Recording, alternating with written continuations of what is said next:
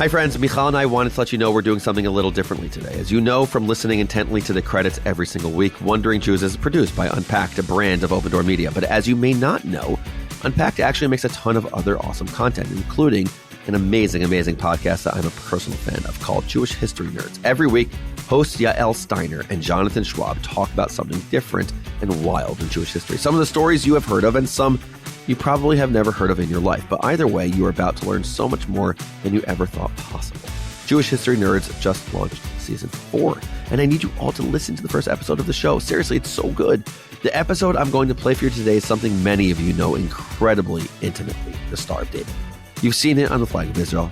You may have doodled it on your papers when you were bored. Heck, some of you may even have tattoos of it. But what is the real history behind this symbol that is so connected to Jewish identity? We are playing this episode here, and Yael and Schwab will tell you all about it. And please subscribe to Jewish History Nerds wherever you get your podcasts so you will never, ever miss another episode. As always, we want to know what you think, so shoot us a note at wonderingjews@unpacked.media. That's Wondering Jews, not Wandering Jews, Wondering Jews at unpacked.media. Enjoy the show, and Michal and I will see you back here next week. From Unpacked, this is Jewish History Nerds, the podcast where we nerd out on awesome stories in Jewish history. I'm Yael Steiner. And I'm Jonathan Schwab. And we're here for season 4. Schwab, it has been a while. What's been going on with you? One of the things I want to say is it has been a while since the end of season 3, but something that I have enjoyed, even while we haven't had the chance to be recording this podcast, is we had the chance to hang out recently a couple of times, kind of related to the podcast. But kinds of related to the podcast. We saw an amazing movie together last Saturday night, Kidnapped, the abduction of Edgardo Mortara. Really, really depressing, but super interesting. Yeah. And I'm also thinking about how we had a chance to visit a high school and talk to excited high school students who were in a history club about the making of this podcast, about the process of learning history in different ways, which was really fun. It was really awesome. It was a lot of fun to see that there is a new generation of history nerds on the rise, that despite, all the TikTok dances that they could be learning, they still want to learn cool things about Jewish history with old fogies like us, which was really fun.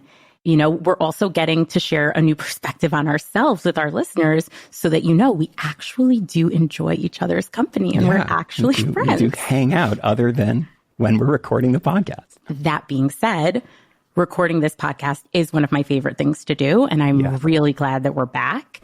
And I have the distinct honor of being taught by you today for our first episode of season 4. Yes. I'm assuming it's going to be awesome, but why don't you give me a little bit of a heads up? It is going to be awesome, but I think in the end, it adds so much to how we think about Jewish identity.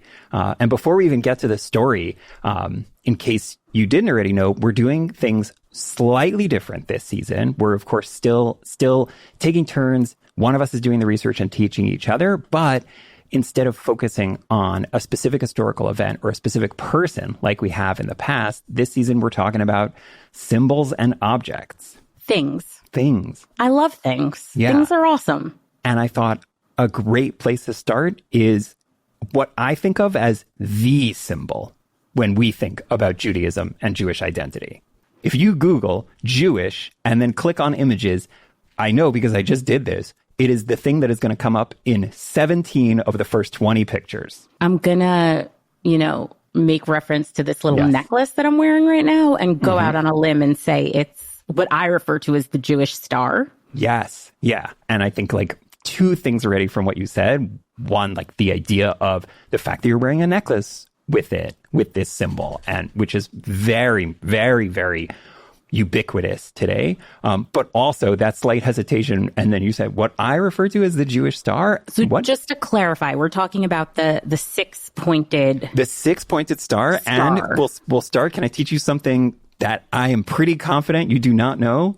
Sure. Always. There is a fancy English word for this symbol. It's not a hexagon. It's a so close. Hexathedral? It's the hexagram.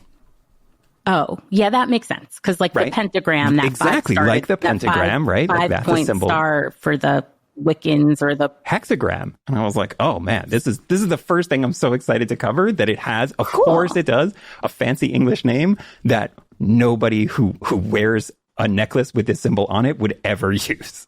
So it's the hexagram. It's a 6-pointed star. I refer to it as a Jewish star. I know that in Hebrew, it's often called a Magen David. Magen actually doesn't mean star. Magen means shield. Yep. Often in English, sometimes it's called a Star of David. So we'll refer to it, I don't know, by whatever we're feeling like, but we're talking about the same thing. And I think its name, as we'll see, kind of plays into this story. Okay, well, tell me about this object that I proudly wear on my neck every day without knowing much about it. Like we said, it's the symbol for Judaism. If you Google search Jewish images, people wear it on jewelry, but it's obviously inseparable from the symbolism of Israel because it's the prominent symbol on the center of the flag of Israel. It's the literal center. Can I just say one tiny emotional thing? I started a new job recently and I was in the office last week. Congrats. Thank you so much. And I had a coworker visit my desk to install some software. And I didn't say anything to him about it, but I did notice that inconspicuously under his shirt, he was wearing a Star of David necklace. And, it certainly obviously identified him to me as a Jewish person. And as someone who also wears a Star of David necklace, immediately endeared him to me. So it's definitely something that immediately resonates with me when I see it, probably more often than I notice. So I'm excited to learn about this. Can I ask, did you pre-October 7th, did you wear a Star of David necklace? I did. I did. Not actually for that long before October 7th. This particular Jewish star necklace that I'm wearing, I received it as a bat mitzvah gift. A little over 10 years ago, it was stolen from my parents' house in a break-in. Wow. And I was really upset about it. So soon after your bar mitzvah. So just like a day 10 years ago, yeah. Just a day later. And I was really upset about it. About 2 or 3 years ago, a cousin who I'm very close to, after hearing me complain a little bit about the loss of this necklace, bought me a new one, the exact same one that had been stolen, which was extremely kind, a really, really lovely thing of her to do.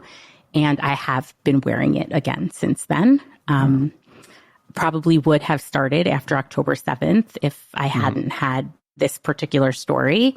A lot of my friends have started wearing Jewish stars since October 7th, have started wearing other Jewish identifying jewelry. I think there's been a lot of conspicuous Jewish pride, at least where we live, where it is thankfully fairly safe to be openly Jewish. Yeah, but it's also something that I think I pay much closer attention to than before. Oh, certainly. Like in your story, like, of course you notice when somebody is wearing a necklace with a Jewish star on it. Yes, because unfortunately, it now feels as though being demonstrably Jewish means that you are demonstrably Zionist or demonstrably pro-Israel, which is obviously not always the case. So I think it's become a lot more politically charged than it once was.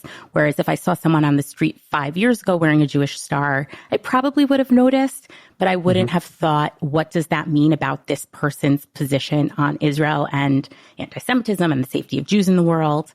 Whereas since October 7th, it's become a very clear indicator of that. Yeah.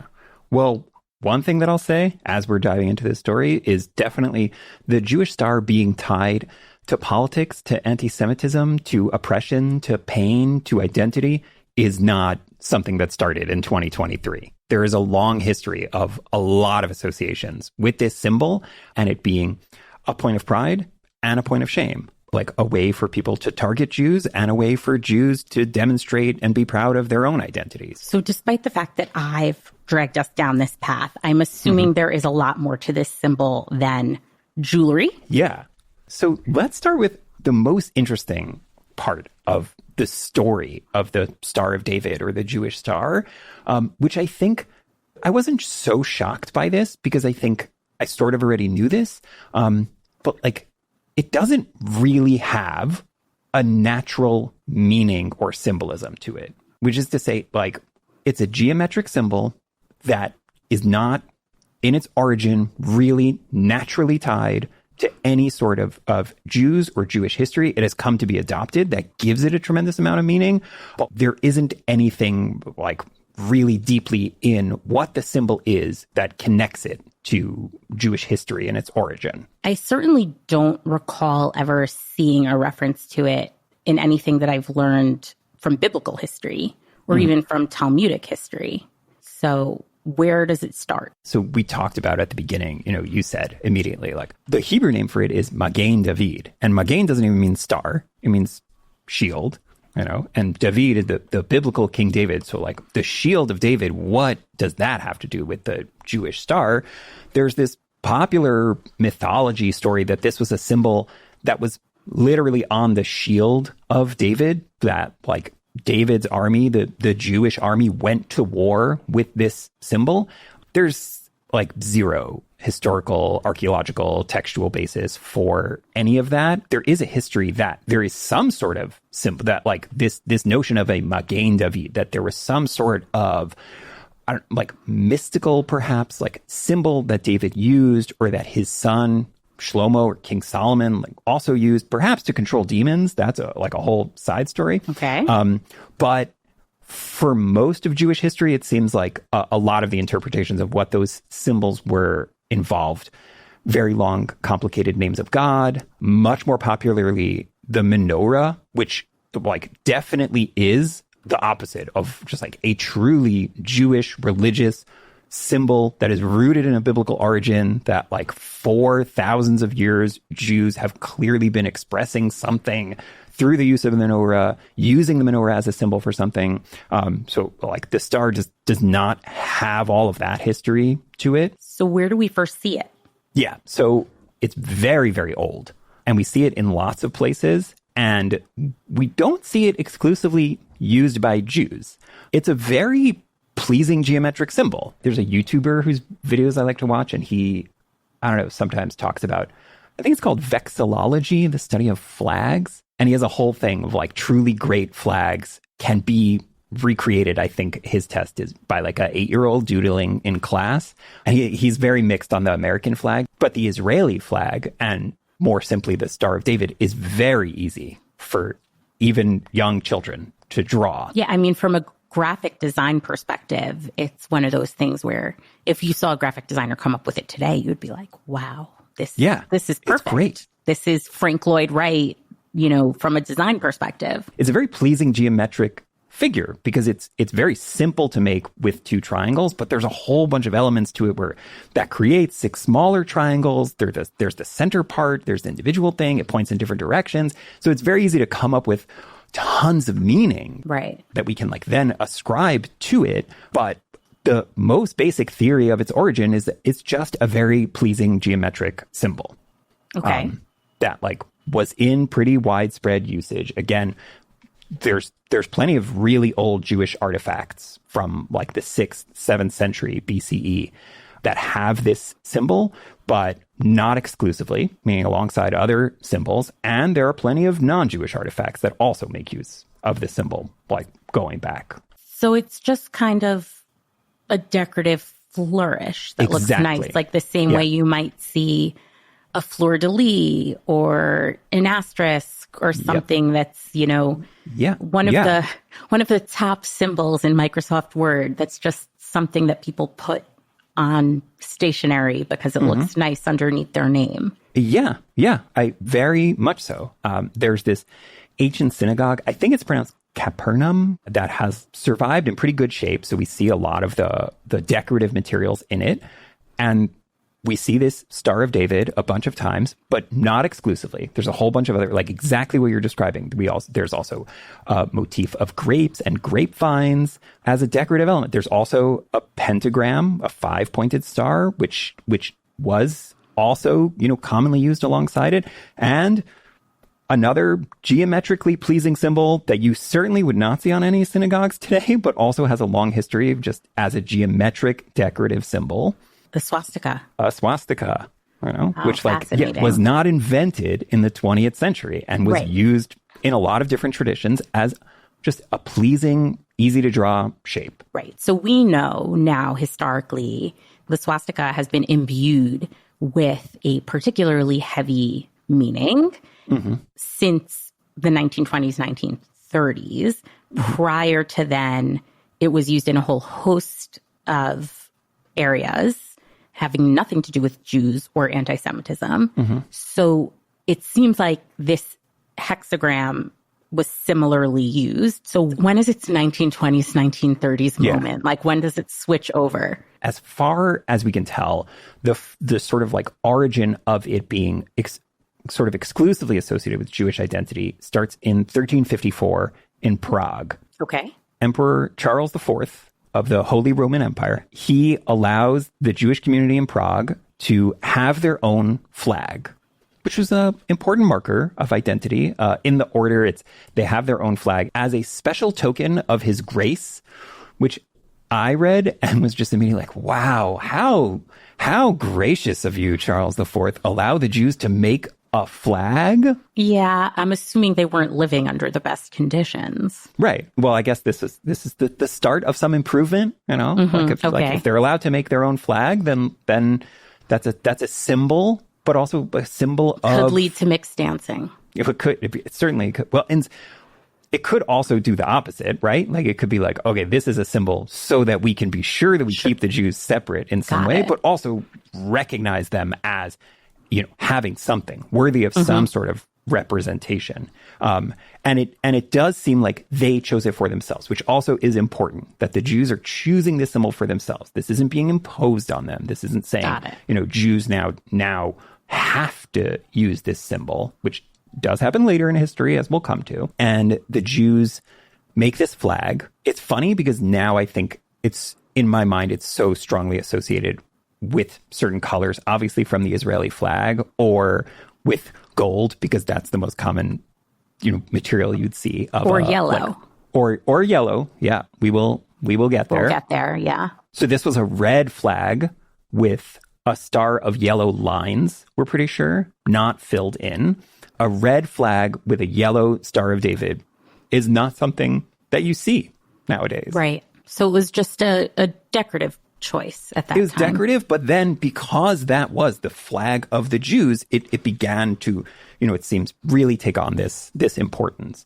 There was possibly another, again, that was in the 1350s. There is another flag for Jews in the Kingdom of Hungary in 1476, and that flag had two pentagrams on it, but it does seem like after the 1350s, you start to see this more and more, and it takes on a clearer identity as this isn't just, you know, in the like opening page of this book, this is just like this printer's symbol, but like this means Jewish in some way. And a later version of a flag, the 1627 version of this flag, has the 6 Hebrew letters of Magen David arranged around the 6 triangles. Gershom Shalom, who's like the scholar on Jewish mysticism, he writes that like at some point in those years, this 6-pointed star begins to converge with a lot of Kabbalistic ideas, or this idea of like this, a symbol or a seal or a shield of David.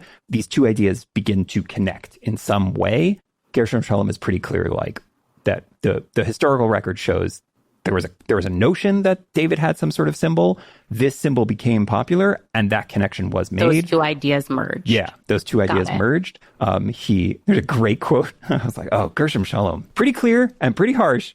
He lists a bunch of different interpretations, sort of just like what the star means, or some of these like older Kabbalistic ideas of just like what it represents. And he says, what is common to all of these interpretations is that their daring is matched by their ineptness. Okay. Yeah. So really out of nowhere, which is probably not something that we'd expect, given that looking at other world religions, particularly Christianity, right, their symbol is the cross. And it's very much taught from day one that the cross is not just a graphic design. The cross is inherent in the founding of Christianity. Like it means something really. Exactly. Clearly. Yeah. It's a historical relic with actual, with actual substance behind it in terms of the foundations of Christianity. Whereas it seems here we had a few opportunities to select symbols for ourselves, and those ideas got a little bit garbled, and we came out with this six-sided star that some people were referring to as a Magen David, and now that's just what we have. Yeah. And even further than what you just said, Gershom Shalom, again, says that he thinks a lot of the symbolic appeal of it, or even just having a symbol, was an attempt to, and I want to say this carefully, imitate Christianity, in the sense that there's this very easy to reproduce, very ubiquitous symbol that shows this is Christian. Like, is there something that we can have that we can hang up on a sign for a store, or have displayed on the entrance to a synagogue, or connote the entrance to a Jewish quarter that says this is Jewish, that doesn't require writing this is Jewish, because Christians very much had that, and Jews were looking for something like that. It's interesting. The film that we saw last week about Edgardo Mortara, for those of you who are either new listeners or haven't caught up on our Edgardo Mortara episode in a while, he was a young Italian Jewish boy who was stolen from his family by the papal police and ultimately raised in the Vatican by the Pope because he had allegedly been surreptitiously baptized. It's a great episode. You should go back and listen to it. Yeah, but basically, in the film that we saw, before he leaves his family, his father gives him a small silver mezuzah. A mezuzah actually makes sense historically as a Jewish symbol. It is overtaken by the gold crucifix necklace that is given to him by the nuns as soon as he gets to the Vatican, which really, almost more than the baptism, brands him a Christian. Like, wearing this cross is what brands you a Christian. Similarly, today, wearing a Star of David or displaying a Star of David is, as you said, something that connotes Jewishness. Yeah. Yeah. But especially in the modern day, you know, where we're all individuals and we all can take symbols and make them our own and, you know, imbue them with whatever power we want to give them. I'm sure that there are people to whom displaying the Star of David is the most important part of their Judaism or of their relationship to peoplehood. Yeah. I had totally forgotten this happened. So I was just looking at pictures from when I visited Rome 14 years ago for my bar mitzvah, let's say. Exactly. On my honeymoon.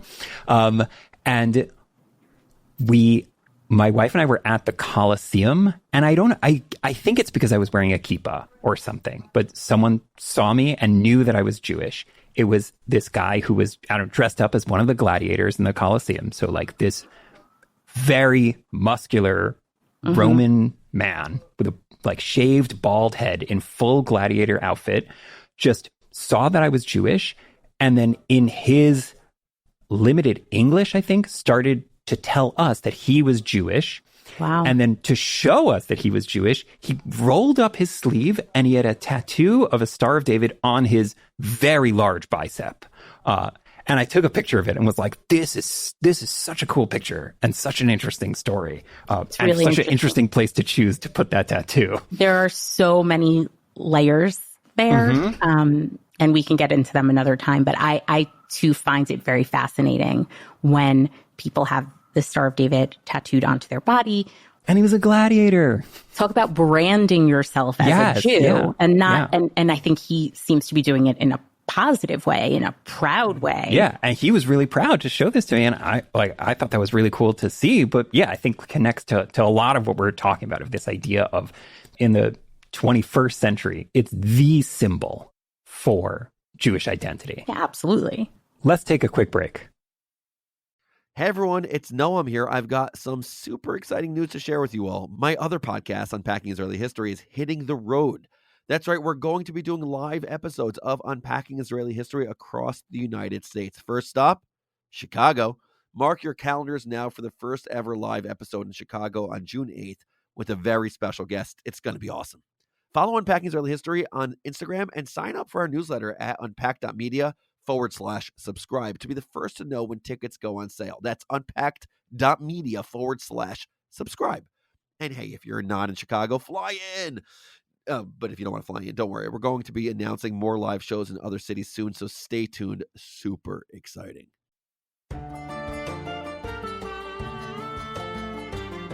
So, I don't know, getting from where we were in the 1600s to the 20th century, after it is used on this flag for Prague, we start to see it a lot more. Definitely a big element of its spread in the 1600s is that it's very clearly a symbol in the Sabbatean movement, to reference another old episode of ours.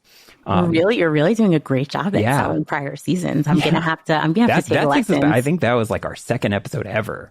Right? Yeah, second or third, absolutely. But that doesn't seem to have hurt its importance as a symbol that was associated with the false messianic movement of Shabtai Tzvi. It also we start to see it prominently displayed on synagogues in a way that it's clear it's not a motif, it's not just like a design element, but it's like very huge part of the entrance. And one of those, it's on the seal of the Jewish community of Vienna in 1655, and it's on the synagogue in a Czech city called Budweis. Which is like from the early 1600s. Like Budweiser? Exactly like. So yeah, I was like, whoa, this is obviously the synagogue of Budweis and its prominent Star of David. That's the number one most famous thing about the city of Budweis. We're going to have to look into this later. Yeah, is the connection to Budweiser, which I believe that is there is a long history of beer brewing in the city, and that's where the name comes from. Very, very cool. And then in 1897, at the First Basel Conference, it's chosen as the Zionist symbol. It's chosen for the Zionist flag, which is to say, like, before there even was an Israeli flag, because there was not a state of Israel, but it's chosen as the Zionist symbol by Zionists. And part of the reason that it's chosen, in addition to, like we were saying, just excellent graphic design and ease of representation, is that it's not specifically religious. Like something like the menorah or a shofar or a lulav and etrog, this could be appealing also to secular Jews, as like, this is something that clearly denotes Jewish identity, Jewishness, but does not carry with it, like a specific religious practice. It's so fascinating because to me, that sounds like maybe one of the first indicators of a cultural Judaism. Mm-hmm. Versus a religiously grounded Judaism. Mm-hmm. And certainly now cultural Judaism has, it's a huge force certainly in American Jewry. So to say, as Zionists, people who want to return to the Jewish homeland, we're going to adopt a culturally Jewish symbol rather than a religiously Jewish symbol is very telling as to what the modern Zionists were trying to achieve. Yeah. It's fascinating. At the same time, I'm sure that part of it is saying there's a separation, between cultural, historical Judaism and religious Judaism. But I also think it's, I don't know, an attempt to appeal to both at the same time. It's a big tent. I think it's more of a fringe, but I'm not an expert on this, so can't say. I think there are religious Jews, especially very right-wing religious Jews or ultra-Orthodox Jews, that would reject the Star of David as a symbol, certainly because it carries with it the state of Israel, which maybe in some of those communities they don't necessarily agree with or feel represents them, but also I think because this does not have the religious history to it, and therefore it should not stand as a Jewish symbol. Again, an extreme minority, but worth saying. I haven't done a survey, can't tell you percentages, but I do think that it is very widely adopted by Jews in most communities, just because, putting aside the questions of the origin, which I think we've been pretty, like, the origin is not, it is not a good argument for its usage. But carrying with it all the incidents, all the ways in which it's been used makes it so important. And that's the point I want to close on, but we can't close without talking about what I think, in addition to it being used as a Zionist flag and eventually being adopted as the Israeli flag, the other 20th century usage, which we've alluded to several times, of this 6-pointed star, and that's as a Jewish badge. So this didn't start in the Holocaust with the Nazis. There is a history of it being used prior to that, but I don't know, the world thought we had moved on from that, like that was in the 17th and 18th century. Mm-hmm. It was, used for segregation, for oppression. But with the emancipation of the Jews in Europe, that had really faded and stopped. And then the Nazis brought it back. There's some really interesting, for those who are fascinated by such things, there's really interesting history sort of just the Nazi usage of this symbol and symbology, mm-hmm. and sort of the brief history of that, because I think they went through several iterations of it. But by 1941, it was like pretty clearly set in what I think would be almost universally recognized, certainly by Jews, of the yellow star, which really, it's a yellow background and a very faint, I think like black line, mm-hmm. and it's a badge, and with the word for Jew in depending on the country, right. or like the language spoken in different languages. And that was in late 1941 and by early 1942, sort of in every area under Nazi control, by law, required for Jews to wear this star. Which is so interesting. Obviously, you said that the star had been adopted by the Zionist Congress in Basel in the late 1800s. Yeah. So it had already been taken. But mm-hmm. for a nascent nation state in 1948 of Israel to then take that symbol, make it its official flag, when it had been such a weighty symbol of oppression for so many of its citizens, is, I think, speaks to a lot of trauma and psychological confusion among Jews at that time in terms of having been victims and having been murdered and lost everything, but then almost immediately gained everything that Jewish people had been looking for so many years. It's a weighty symbol. It speaks both to our salvation and our autonomy and Jewish power, and also very, very much to Jewish weakness and Jewish death and tragedy. So it's got all the pieces of an Oscar winner. Yeah, everything you just said, that's a perfect summary, I think, of this story, which is like this simple geometric symbol. It is a purely abstract geometric symbol, and yet it means so much. It means everything. It means nothing. Like, it means what it means to be Jewish because of the history of it. And I think this is like exactly what you were saying, like in the creation of the modern state of Israel, in the way that we identify as Jews today, we did not choose to take on a new symbol. Like, we chose this thing that has so much baggage. Yes. And also, I think about it as a grandchild of Holocaust survivors. I am choosing to walk around in the world with this golden symbol mm-hmm. of Judaism, or what we've made into a symbol of Judaism, and literally carry myself publicly as a Jew. And, my grandparents and their relatives, my grandparents happen to have, been in Siberia in labor camps, and they were not in places where they would have worn a yellow star, but other relatives were, and certainly, our entire nation was, or much of our nation was. I'm sure in our family trees, there are plenty of people. There were plenty of people in my family, who were forced to wear such a badge, and who would have given anything to have never been identified as a Jew again. Mm-hmm. And I sort of wake up every day, laissez-faire, get dressed, keep this necklace on, don't think about it, have the privilege to not think about it most of the time. I think since October 7th, that's something that me and my peers have grappled with. In New York, we are very, very lucky. And even in a place where we are so lucky, there have been incidents of hatred. It's weighty for something that, as you said, means nothing. It means a lot. Yeah. And I will say, as we kick off this new season, you have set the bar very high. We're talking about the symbol. I think it does set the stage for what do Jewish symbols mean, And I don't know, means everything and means nothing is such a great way to summarize this one. Yeah, speaking about, biblical weight, everything is nothing. When you think about it ecclesiastically, I think that might be the word. Yeah.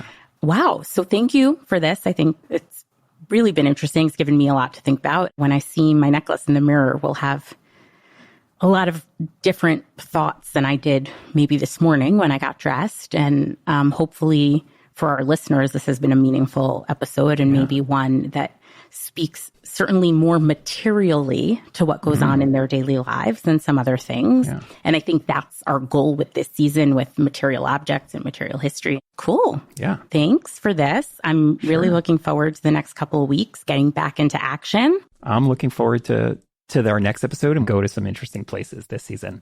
I'll be surprised if you have the next one on a necklace, I will say. Jewish History Nerds is a production of Unpacked, an OpenDor Media brand. Subscribe wherever you're listening to this podcast and follow Unpacked on all the regular social media channels. Just search for @UnpackedMedia. And if you're enjoying nerding out with us, please share this and other episodes with your friends and family. And most of all, be in touch with us by writing to us at nerds@unpacked.media.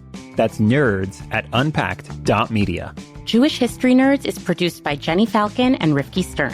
Dr. Henry Abramson is our education lead. It's edited by Rob Pera. I'm Yael Steiner. And I'm Jonathan Schwab. Thanks for listening.